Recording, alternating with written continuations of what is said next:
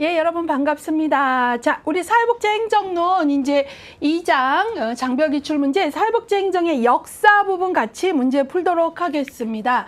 자, 우리나라 사회복지행정의 역사는 거의 매회, 그러니까 역사가 미국하고 우리나라 거가 이제 책에 같이 소개되어 있는데 우리나라 게 거의 매회 출제된다라는 걸 좀 기억을 하세요. 예, 그래서 시기별 특징도 중요하지만 이제 주요 사건을 나열하는 문제가 많다라는 걸 여기 이제 장별기출이 최근 5년이잖아요. 5년 걸 보더라도 아실 것 같아요. 그 다음에 이제 특정 사건이 가진 의미를 파악하는 것도 중요합니다. 역사 중에 뭐 어떤 기구가 있다라거나 뭐 이럴 때 그것들이 갖는 의미를 아는 것도 중요할 것 같고요. 그 다음에 이제 미국의 사회복지 역사가 사회복지 행정에서는 이제 또 의미가 있습니다. 그래서 미국 사회복지 행정에 있어서도 특히 이제 그 1980년대 신보수주의 등장과 더불어 나타났던 정부, 작은 정부 지향, 민영화 이런 움직임을 아는 것도 이제 의미가 있다라고 보겠습니다. 그래서 이제 최근 5년 동안 지금 역사와 관련해서는 1.6 문제 정도가 평균 문항 수이고요. 근데 이제 여기가 요 바로 전에는 많이 나올 땐 3개까지도 나왔다는 걸 좀 염두할 필요가 있고요. 특히 우리나라가 이제 정보 전달 체계와 관련해서 의미 있는 역사적인 그 의미 있는 움직임들이 그 2000년대 이후에 되게 굵직굵직하게 나오거든요. 예, 이런 것들을 아는 것도 아주 중요하다라고 이제 확인할 수 있겠습니다. 우리 기본 개념서에서 중요한 역사들을 미국, 우리나라 다 뒤에 그러니까 설명하고 나서 표로 이렇게 정리를 해드렸잖아요. 그 표가 조금 성실하게 암기되셨다면 또 어려울 것 같지는 않고요. 자, 같이 한번 1번 문제부터 보도록 하겠습니다. 1번입니다. 21회 문제 가져왔네요. 한국 사회복지행정의 역사. 우리나라 행정의 역사에 대한 설명으로 옳지 않은 것, 틀린 것을 고르는 것입니다. 1번, 1950에서 60년대 사회복지 서비스는 주로 외국 원조단체들에 의해 제공되었다. 맞죠? 우리나라가 이제 1950년대 이제 6.25 겪고 뭐 그러면서 수용시설, 이제 수용시설 위주의 이제 긴급보호 위주로 이때는 이제 정부 차원에서 준비되지 못하다 보니까 외국 원조단체들이 이제 대거 등장을 해서 이제 활동을 하게 되던 시기입니다. 맞았습니다. 이게 이제 외국 원조단체에 의해서 이제 복지가 토착화되기보다는 그렇게 시작됐던 어떤 특수성이 있다. 이런 얘기들을 좀 기억하시고요. 1970년대 사회복지사업법 제정으로 사회복지 시설에 대한 제도적 지원과 감독의 근거가 마련되었다. 맞았죠? 예, 이건 상당히 중요한 역사라 그랬어요. 사회복지사업법 제정 언제냐? 70년이다라는 거. 그 다음에 이것을 통해서 사회복지 시설에 대해서 제도적 지원과 감독의 근거가 마련되었다. 중요한 내용이고 맞는 내용입니다. 3번. 1980년대 사회복지 전문요원 제도가 도입되었다. 예, 80년대 중에서도 1987년이죠. 그래서 최초의 공적 사회복지사는 별정직으로서의 사회복지 전문요원이다. 꼭 외우세요. 자주 등장합니다. 얘기했었습니다. 자, 4번. 1990년대 사회복지 시설평가 제도가 도입되었다. 그렇죠. 그래서 90년대 중에서도 1997년도 사회복지사업법 개정에 이 내용이 들어갑니다. 그러니까 사회복지사업법은 제정도 중요하지만 굵직굵직한 개정도 중요하다 했고요. 제가 기본 개념서 설명할 때 특히 개정 중에 1997년도 개정은 단독 문제로 빠질 만큼 굵직굵직한 내용들이 있다. 그 중에 하나가 사회복지 시설평가제도. 그러니까 전국의 모든 사회복지 시설은 3년마다 평가제도를 의무화하는 내용이 이 97년도 개정 내용에 들어갑니다. 맞는 내용입니다. 2005번 2000년대 사회복지 기관에 대한 정부 보조금 지원이 제도화되었다. 얘가 틀린 것으로서의 답이 5번이죠. 왜냐하면 사회복지관에 대한 정부 보조금 지원이 제도화된 거는 2000년대가 아니라 그 전에 아까 우리가 2번에서 1970년대 사회복지사업법 제정으로 사회복지 시설에 대한 제도적 지원과 감독의 근거가 마련되었다 그랬는데요. 바로 이 내용이 된 거예요. 그래서 사회복지관에 대한 정부 보조금 지원은 바로 이때 1970년대 사회복지사업법 제정에 따라 그때부터 그 당시부터 사회복지법인에 대한 국가 또는 지자체의 보조금 지급에 대한 규정이 마련이 되었습니다. 2000년대가 아니고 따라서 틀린 것은 몇 번입니까? 5번이 되겠고요. 59%의 정답률 보이고 있어요. 59% 뭐 아주 높지는 않고요. 이런 내용들을 조금 정확히 아시는 것들 대단히 중요하고요. 문제를 통해서 요 정도가 굵직굵직한 내용들로 내가 정리해야 되겠구나. 혹시 나한테 정리되지 않은 내용은 어떤 내용인지 보시기를 바랍니다. 자, 그래서 요거 같이 봤고요. 자, 요번에는요. 2번입니다. 21회 요 바로 전에 역사와 관련된 문제가 3문제나 나왔다 그랬는데요. 바로 우리나라도 나왔지만 미국의 사회복지 행정과 관련된 중요한 문제가 나왔어요. 그래서 요거 같이 보도록 하겠습니다. 신공공관리론. 예, 공공관리론입니다. 예, 신공공관리론에 관한 설명으로 옳지 않은 것은 그랬어요. 일단 신공공관리론 하면 여러분들이 뭐 생각하셔야 되죠? 복지국가 위기론, 그러니까 부익부 빈익빈의 심각한 문제들에 정부가 적극적으로 개입을 하고 복지국가 웰페어 스테이트를 확장해 왔는데 복지국가 위기론이 1970년대 중반부터 아주 본격화되다가 1980년대 미국의 레이거노믹스, 레이건 정부, 영국의 대처, 마가렛 대처의 그 대처니즘 하면서 뭐예요? 신보수주의, 신자유주의 경제 노선 이런 것들이 들어오고 보수주의 정치 노선이 들어오면서 국가의 경영을 시장 원리를 따르는, 그래서 시민을 시민으로 보지 않고 뭘로 보는 거죠? 마치 국가가 기업을 경영하듯이 소비자로 보게 되는 그런 어떤 형태의 관리가 나오죠. 그걸 바로 신공공관리론이라고 하죠. 그래서 여기에서 중요한 건 복지국가 위기론을 얘기하면서 어떤 정부를 추구하죠? 작은 정부. 예. 그래서 여러분들이 신공공관리론 하면 신보수주의 80년대, 그 다음에 신자유주의 이거를 알고 계셔야 됩니다. 자유주의. 예. 그래서 여기에서는 작은 정부를 강조하고 정부의 복지 개입을 오히려 축소하면서 무슨 경향이 나타나죠? 민영화 현상 이런 것들이 나타나게 되는 이 흐름을 알고 있어야 이 용어에서 이런 내용들을 뽑을 수 있어야 문제가 보이는 거죠. 그래서 신공공관리론에 대한 설명으로 틀린 것 1번 공공서비스 공급에 있어 정부 실패를 해결하기 위해 대두되었다. 맞았죠? 그거를 이제 정부 실패라고 말한 거죠. 복지국가 위기론을 말하면서. 그러면서 어때요? 작은 정부를 지향하고 그랬죠. 그 다음에 신자유주의에 이론적 기반을 둔다. 예, 그래서 정치적 신보수주의와 이제 뭐 경제적으로 신자유주의 노선 이런 것들을 따르게 돼요. 그렇기 때문에 시장 원리를 이제 들어와서 국가를 경영하게 되는 형태죠. 그래서 3번 시장의 경제 원리를 공공행정에 도입했다. 맞는 말이죠. 예. 그 다음에 4번 민간이 공급하던 서비스를 정부가 직접 공급하도록 하였다. 이거는 틀린 거죠. 4번이 틀린 거죠. 오히려 신공공관리론에서는 정부와 민간의 역할 경계를 모호하게 하면서 민영화를 확장하고 이런 것들을 했잖아요. 예, 그렇기 때문에 여기에서 민간이 공급하던 거를 정부가 직접 공급했던 게 아니죠. 오히려 정부의 역할을 오히려 어떻게 했어요? 축소했잖아요. 예, 그래서 이거는 틀렸다라는 거죠. 그래서 신공공관리론에 대한 설명으로 틀린 것은 4번입니다. 그 다음에 5번 정부, 시장, 시민사회의 협치를 추구한다 그랬는데 이 협치, 뭐 협치라고도 말하고요. 요즘에 거버넌스라는 말 많이 들어보셨죠? 예. 그래서 협치를 추구하는 거, 민간 참여, 뭐 같이, 뭐 시민사회, 뭐 시민 참여, citizen participation, 뭐 이런 얘기들 되게 많이 합니다. 그래서 협치를 추구한다도 맞아요. 근데 일단 여기에서는 분명하게 틀린 건 4번이고요. 이제 5번 같은 경우는 여러분들이 조금 주의하셔야 되는 게 신보수주의만 협치, 거버넌스를 말하는 게 아니라 진보적인 어떤 그 복지에 대한 의지를 가진 경우에도 시민 참여나 협치는 건강한 협치는 강조한다라는 거, 거기에서 오해가 없으셔야 됩니다. 일단 이 협치는 양 진영 다 쓸 수 있는 용어라는 거는 제가 좀 분명히 집어드리고 가도록 하겠습니다. 중요한 건 어떤 진영이 어떻게 건강하게 협치와 시민 참여를 쓰느냐죠. 건강하지 않겠으면은 겉으로는 시민 참여를 표방하고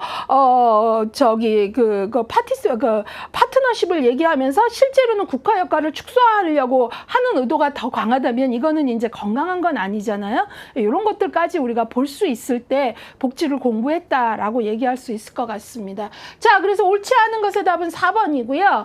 69%의 정답률 보이고 있습니다. 그래서 이 부분에서는 여러분들이 오히려 신공공관리론이 나오면 뭐를 조금 가져오셔야 되냐면 3교시에 그 정책론에서 복지국가, 그다음에 복지국가 위기론, 그다음에 신보수주의의 등장, 뭐 이런 흐름들을 잘 연결해서 푸시는 능력이 중요할 것 같고요. 나온 김에 하나 더 설명드리면 우리가 개념서에서도 배웠지만 신공공관리론에서는 신보수주의, 신자유주의 노선에 기반하면서 시민을 고객으로 보고 시장 논리를 도입한다면 신공공 서비스로는 어때요? 시민은 소비자가 아니다. 시민은 고객이 아니다. 시민을 고객으로 보아서는 안 된다. 시민은 시민이어야 하고 정부는 시민에게 서비스하는 역할을 하는 것이 옳다라는 입장이지요. 예, 그래서 여러분들이 그런 어떤 차이들, 공공관리론하고 신공공관리론하고 신공공서비스론을 비교할 수 있는 것까지 가셔야 된다라고 보겠습니다. 자, 이번에는 3번 문제 풀어보도록 하겠습니다. 한국의 사회복지 전달체계 개편 순서를 올바르게 나열한 것은 그랬어요. 그러니까 우리나라 사회복지 전달체계 개편 순서를 올바르게, 그래서 이렇게 순서를 물어보는 문제가 많이 나온다라는 걸 강조드리면서 보겠습니다. 일단 연도 아셔야 됩니다. 이거는 뭐 어쩔 수 없습니다. 연도 암기하셔야 됩니다. 기억 주민생활지원 서비스 전달체계 2007년이죠. 그 다음에 니은 사회복지 통합관리망 많이 나온다고 강조했죠. 통합관리망으로 행복이음 처음 개통한 건 2010년입니다. 읍면동 복지허브와 많이 나온다고 강조드렸죠. 그래서 최일선 전달 체계까지 이제 활성화하는 거잖아요. 그래서 2016년. 예. 그 다음에 지역사회 통합돌봄 2018년에 이제 법으로 등장하면서 2019년에 실시를 하게 됩니다. 예, 그래서 순서대로 나열했더니 2007, 2010, 2016, 뭐 2018 이렇게 돼갔고요. 예, 요거는 이제 실시는 2019년이고요. 그렇게 돼서 정답은 그냥 1번 순서대로 나왔습니다. 근데 정답률이 45%밖에 안 되는 건 학생들이 순서 문제 나오면 다 외워야 돼요 하고 좀 버거워하거든요. 예, 근데 이제는 여러분들이 우리 교재에서 자주 등장하는 거 짚어드렸잖아요. 그 정도 보셔야 돼요. 자주 등장하는 걸로 지금 니은, 디귿, 리을 같은 경우는 뭐 몇 번을 언급한 거잖아요. 그래서 이런 것들 좀 정확히 보셔야 되겠고요. 예. 이거는 뭐 어쩔 수가 없죠. 그냥 암기하셔야 됩니다. 라는 얘기들을 조금 해야 될 것 같아요. 예. 그래서 요것들을 좀 보시고요. 자, 그 다음에 이제 문제를 통해서 역시 이게 중요하구나. 이런 것들을 이제 여러분들이 연도 확인을 하면서 이 정도는 외워야지. 이런 의지를 좀 가지셨으면 좋겠어요. 4번 다음에서 설명하는 사회복지 정보 시스템의 명칭은 뭐냐? 박스 안에 이제 우리가 정보 전달 체계를 만들고 이것들을 자리 잡게 하기 위해서 대단히 많은 노력들을 했단 말이에요. 그 중에 바로 이 박스 안에 있는 내용은 정보 시스템과 관련돼서 어떤 내용이냐. 여기 1번부터 5번 있는데 그걸 좀 찾아봐라 그 얘기예요. 자, 국가 및 지자체는 사회보장 업무와 관련하여 사회복지 사업정보와 지원 대상자의 자격정보, 수급 이력 정보 등을 통합 관리하기 위한 시스템이다. 대상자의 소득, 재산, 인적자료, 수급 이력 정보 등을 연계하여 정확한 사회복지 대상자 선정, 그 다음에 효율적 복지 업무 처리를 지원했다. 정답은 1번 복지로, 2번 사회보장 정보 시스템, 3번 사회복지 시설 정보 시스템, 4번 사회서비스 전자바우처 시스템, 5번 보건복지정보 시스템. 정답은 사회보장 정보 시스템이죠. 예, 그래서 78%의 정답률이고 참 많이 강조했습니다. 예, 그래서 사회보장 정보 시스템은 2012년에 부분 개통되고요. 2013년에 완전 개통됩니다. 제가 이걸 뭐 설명을 뭐 기본서에서도 했지만 이전에는 이제 어떤 움직임들이 있었냐면 사업별로 이제 여러 부처에 걸쳐서 사회복지 사업별로 여러 부처에 흩어져서 하다 보니까 어떤 문제가 생기냐면 가짜 수급자, 그 다음에 왜냐면 이게 걸러지지가 않는 거예요. 여러 부처에서 흩어져서 하니까.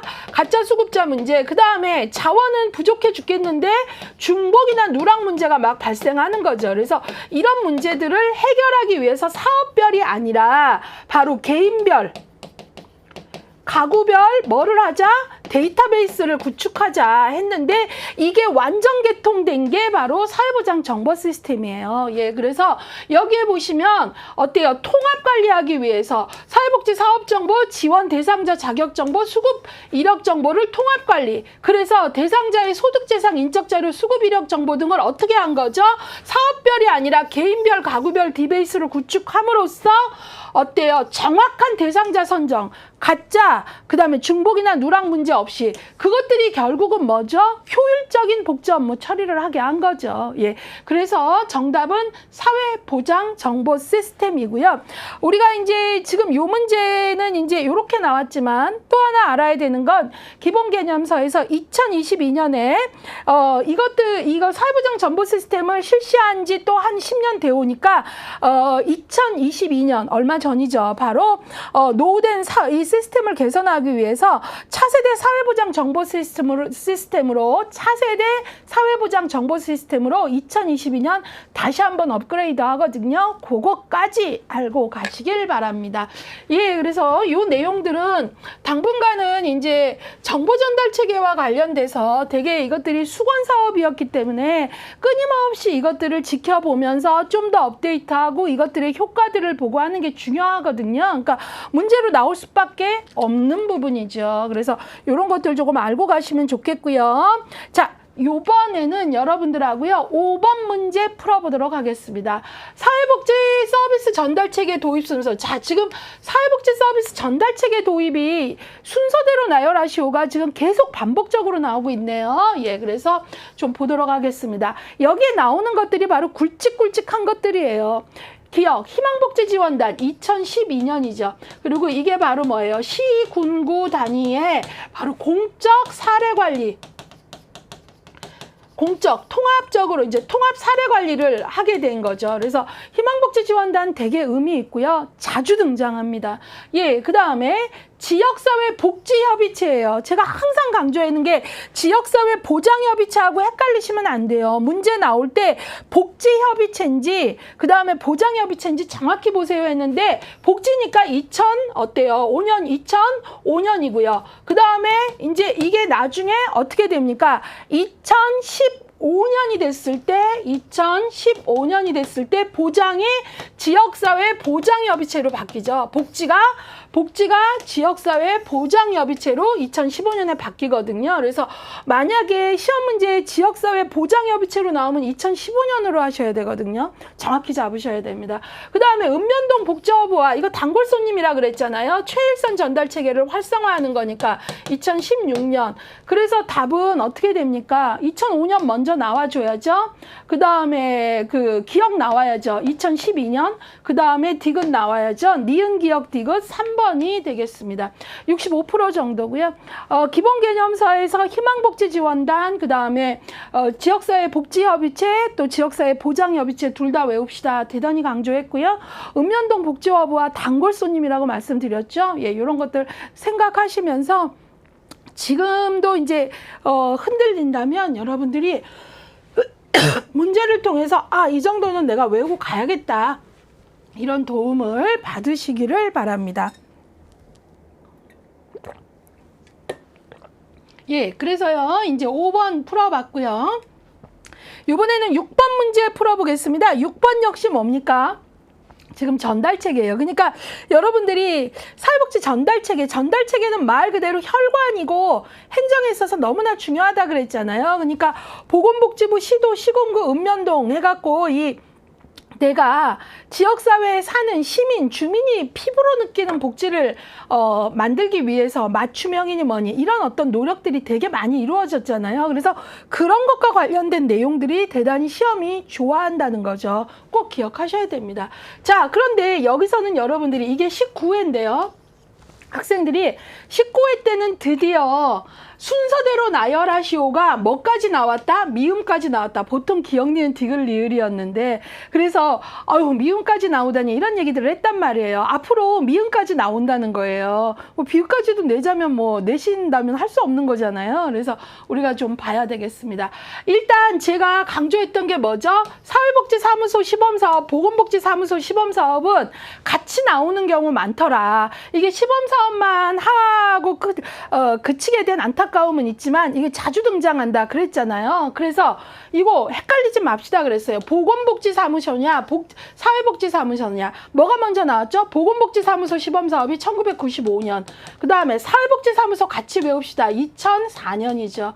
그 다음에 지역사회 통합돌봄이 아까 앞에서 문제 풀 때도 등장했는데 또 등장했죠. 이런 것들이 단골 손님이라는 거예요. 그래서 여러분들이 지역사회 통합돌봄이 앞에서도 몇 번이에요. 3번 문제 보면 순서대로 나열하시오에 리을에 나왔는데 지금 여기 또 나왔잖아요. 그것들을 보시라고요. 그래서 이것도 2018년에 법을 마련하고 법적으로 2019년에 이제 실시를 하게 됩니다. 읍명동 복지부와 2016년 정말 단골 손님이죠. 사회복지 통합관리망 행복이음 처음 개통된 거 2010년이죠. 예, 그래서 요것들을 순서대로 나열을 하면 자, 뭐부터 와야 돼요? 미음부터 와야죠. 그 다음에 2004년 기억 가셔야죠. 그 다음에 2010년 와야죠. 그 다음에 2016년 먼저 와야죠. 그 다음에 2019년 와야죠. 그래서 미음, 기억, 리을, 디귿, 니은 해서 정답은 5번 되겠습니다. 예, 그래서 이제 드디어 여러분들이 기억을 하셔야 되는 게 순서대로 나열하시오. 우리나라 사회복지 전달체계와 관련된 문제 자주 나온다. 순서대로 나열하시오 형태로 자주 나온다. 그러니까 문제로 어떻게 옷을 입나 보라고 했잖아요. 그 다음에 또 하나 이제는 어때요? 그 조합형이 뭐까지 등장했다? 순서 나열하시오에 미음까지 나오더라. 뭐 이런 것들을 이제 여러분들이 포착을 조금 하셔야 되고요. 요 문제 통해서 제가 늘 강조하고 싶은 건 보건복지사무소, 사회복지사무소 같이 등장하는 경우 많아요. 둘 다 전달체계 개혁과 관련된 그 시도했던 시범 사업인데 보건복지가 먼저고 사회복지사무소가 나중이에요. 1995년, 2004년. 이게 뒤에 가면 또 등장합니다. 이따가 문제 8번 문제에서. 그래서 이것들을 보면서 여러분들이 기출이 매뉴얼이다라는 건 나온 것들이 자주 나오더라라는 거죠. 그걸 바로 가져가시는 거죠. 그게 우리가 문제를 푸는 이유인 거거든요. 기출을 푸는 이유란 말이죠. 그것만이 나오진 않지만 자주 등장하는 건 여전히 나온다면 가져가야죠. 당연히. 예, 그래서 그걸 조금 보시고요. 이번에는 7번 문제 풀어보겠습니다. 제가 7번 문제와 관련해서는 기본 개념서 설명하면서 우리나라 카바와 관련된 역사가 단독 문제, 거의 단독 문제라고 할 수 있는 문제가 18회 때 나왔다. 잠깐 언급을 한 것 같은데 바로 그 문제입니다. 예, 그리고 지금 이 문제는 카바와 관련된 문제라고 보시면 되는데 이 카바가 지역사회복지론에서는 행정론보다 훨씬 굵직하게 비중 있게 다뤄지거든요. 그렇기 때문에 앞으로 행정론에서도 카바의 문제가 또 나올 수 있는데 지역사회복지론에서 배운 내용들을 적극적으로 가져와서 같이 쓰셔야 되겠습니다. 자, 그래서 문제 1950년대 우리나라 사회복지 행정 역사에 관한 설명으로 옳지 않은 것은 했는데 이 문제의 오지선다형 선택지를 보면 결국은 다 뭐에 대해서 공부했냐를 물어보냐면 카바예요. 카바. 예, 그래서 이 카바에 대한 내용들을 정확히 알고 있느냐, 그러니까 카바의 역사적 의의, 카바가 무엇을 했느냐 이런 것들이죠. 그래서 보겠습니다. 그래서 틀린 것을 찾는 겁니다. 일단 카바는 Korea Association of Voluntary Agency의 약자이죠. Korea Association Voluntary Agency. 그래서 이걸 이제 번역을 하면 외국 민간 원조기관 협의회. 그래서 이 외원 단체들이 우리나라가 6.25 갖고 막 엄청 많이 들어오는데 어때요? 서로 조정되지 못하다 보니까, 조직화되지 못하다 보니까 안 그래도 물자가 부족하고 한데 어떤 현상이 벌어지죠? 중복, 누락 막. 그러니까 어때요? 하나의 기구를 만들어서 이런 배분의 문제들을 좀 더 조정해서 중복, 누락 없이 잘해봅시다. 이런 의도에서 이제 시작이 되잖아요. 그걸 좀 기억을 하세요. 그래서 첫 번째, 외국 민간 원조기관 협의회는 구호 물자의 배분을 중심으로 사회복지 행정활동을 하였다. 맞았죠. 왜냐하면 배분의 문제, 문제, 조정의 문제 이런 것들과 관련된 거는 효과 있고 효율적으로 배분을 하겠다는 거니까 행정의 모습을 보여준 거죠. 맞았고요. 2번 카바는 구호 활동과 관련된 조직 관리 기술을 도입했다. 예, 구호 활동했고요. 그 다음에 이제 무엇보다도 조직 관리가 대단히 중요한 겁니다. 그래서 이제 처음에는 한 7개 그 기구들이 가입을 하고 나중엔 되게 많이 늘어납니다. 그러면서 이제 구호 활동을 조직적으로 관리하는 것들을 한 거죠. 3번 사회복지기관들은 수용보호에 바탕을 둔 행정기술을 사용하였다. 그렇죠. 아무래도 이때 당시는 어때요? 수용보호 이런 것들 긴급보호 뭐 수용 예 그러니까 전쟁 고안이 뭐 지금은 이런 말 안 쓰지만 정말 어디서도 보호할 수 없는 경우들 또 되게 많이 생기고요. 그러니까 수용과 보호가 주된 업무였고요. 카바는 4번 중복 누락 서비스 제공자 간의 협력 체계 구축에 초점을 두었다. 맞았어요. 예 그래서 무엇보다도 이게 대단히 중요한 목적이었습니다. 설립부터. 예 5번 카바는 지역사회 조직화나 공동체 형성을 위한 조직관리 기술을 적극적으로 활용하였다. 이건 아니죠. 카바가 협력체계 구축이나 행정관리 기술, 그 다음에 뭐 어떻게 하면 조절된 배분을 할 것인가, 이런 것들, 조직관리 이런 것들에 관심을 뒀죠. 카바가 지역사회 조직화, 커뮤니티 오가니제이션 조직화 사업을 하거나 공동체를 형성해서 어떤 뭐 아주 그 직접적으로 막 공동체를 관리 운영하거나 이런 일을 하지는 않았거든요. 그렇기 때문에 옳지 않은 것의 답은 몇 번이 됩니까? 5번이 되는 거죠. 그래서 여러분들이 이 카바는 단독 문제로 행정론에 나온 정도의 비중이 있다. 그러니 지역복지에서는 좀 더 비중 있게 다뤄질 수도 있는 거고요. 앞으로 행정에서도 또 나올 수 있는 거거든요. 예, 그래서 카바가 한국전쟁 이후 우리나라 전쟁 난민 및 이제 전쟁 고아를 위한 시설 보호 사업을 했고 또 이런 어떤 일들을 하면서 뭐 조정의 역할이라거나 협력체계 구축이라거나 이런 거에 초점을 두었고 지역사회 조직화나 뭐 직접적인 공동체 형성 이런 건 하지 않았다. 이 정도는 구분하고 가셔야 되겠습니다.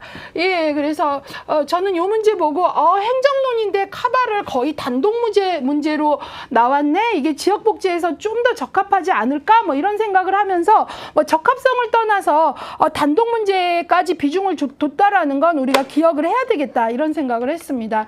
자, 그래서 45% 정도의 정답률이에요. 그러니까 행정론에선 사실 카바를 자세히 설명하지는 않았어요. 근데 그래서 저는 이걸 보면서 지역복지론 내용을 좀 기꺼이 적극적으로 끌어오셨으면 좋았을 텐데 이런 생각을 좀 개인적으로 아쉬움으로 했습니다.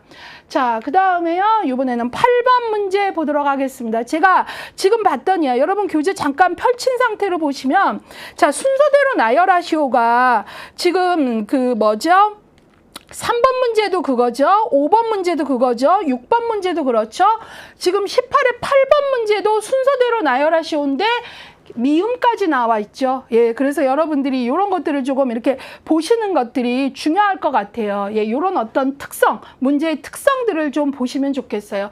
사회복지 서비스 전달체계 도입을 시대순으로 나열한 것은 그랬어요. 시대순으로 나열한 것입니다. 자, 여기도 봤더니요. 사회복지 사무소 시범 사업이 있고요. 보건복지 사무소 시범 사업. 이게 그러니까 시범 사업으로 그친 안타까움은 있어요. 그러니까 보건 같은 경우는 최일선 전달 체계가 보건소가 구축이 돼 있죠. 그러니까 사회복지에서도 이런 어떤 복지에 대한 전담 기구를 만들려고 시범 사업을 하면서 노력을 많이 한 거예요. 예. 근데 이제 시범 사업에 그쳤던 안타까움이 있는 거죠. 근데 이 굵직굵직한 시범 사업을 알아야 되니까 문제로 자꾸 나오는 거죠. 그러면 보건복지사무소 시범 사업이 1995년 먼저 했다 그랬죠. 그 다음에 사회복지사무소 형태의 시범 사업을 언제 했다 그랬어요? 2004년이라 그랬죠. 그 다음에 여기 또 그 다음 것들 볼게요.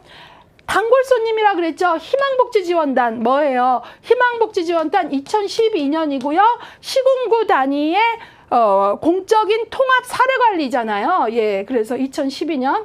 그 다음에 사회복지 전문 요원이니까 뭐예요? 1987년이죠. 예, 그래서 별정직이었다. 뭐 이런 얘기들을 했고요. 그 다음에 여기 지역사회 복지협의체냐 보장협의체냐 잘 보세요라고 얘기했잖아요. 이거는 복지협의체가 아니라 보장협의체니까 2015년이죠. 예, 그래서 여러분들이 이제 답을 찾아가야 되겠습니다. 이거 보장이냐 복지냐 꼭 확인 확인하셔야 돼요. 예. 자, 그러면 제일 첫 번째로 뭐가 나와야 돼요? 디귿 나와줘야죠. 이거 87년이잖아요.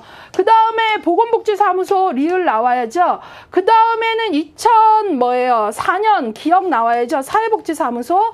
그 다음에는 2012년이 먼저잖아요. 니은 나와야죠. 그 다음에 마지막 미음 나와야죠. 디귿, 리을, 기억, 니은, 미음. 몇 번이에요? 2번이 답이죠. 근데 정답률 39%밖에 안 나온 걸 봐서는 학생들이 되게 많이 헷갈린 거죠. 미음까지 나와서도 당황스러웠고, 그 다음에 이제 이런 것들이 이제 제 입장에선 열심히 봐야 되는데 정답률이 대단히 많이 분산된 거예요. 그러니까 전반적으로 많으니까 어떤 하나에 확 쏠린 게 아니라 전반적으로 흔들렸다는 거죠. 그래서 적어도 문제를 통해서 나 이 정도는 암기하고 가야겠다.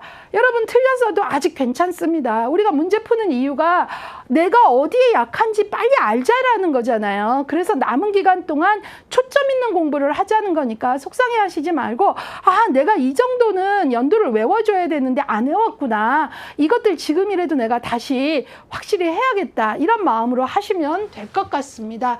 예, 그래서 다시 한번 강조하는데요. 시범사업에 그치긴 하였으나 사회복지사무소, 보건복지사무소 이거 시범사업 자주 등장한다. 이거는 지역복지에서도 나올 수 있어요. 충분히. 희망복지지원단이 왜냐하면 이제 사료관리가 되게 중요한 상황이기 때문에 정말 전문 단골손님이고 사회복지 전문요원은 최초의 공적사회복지사라는 의미에서 진짜 단골손님이에요. 예.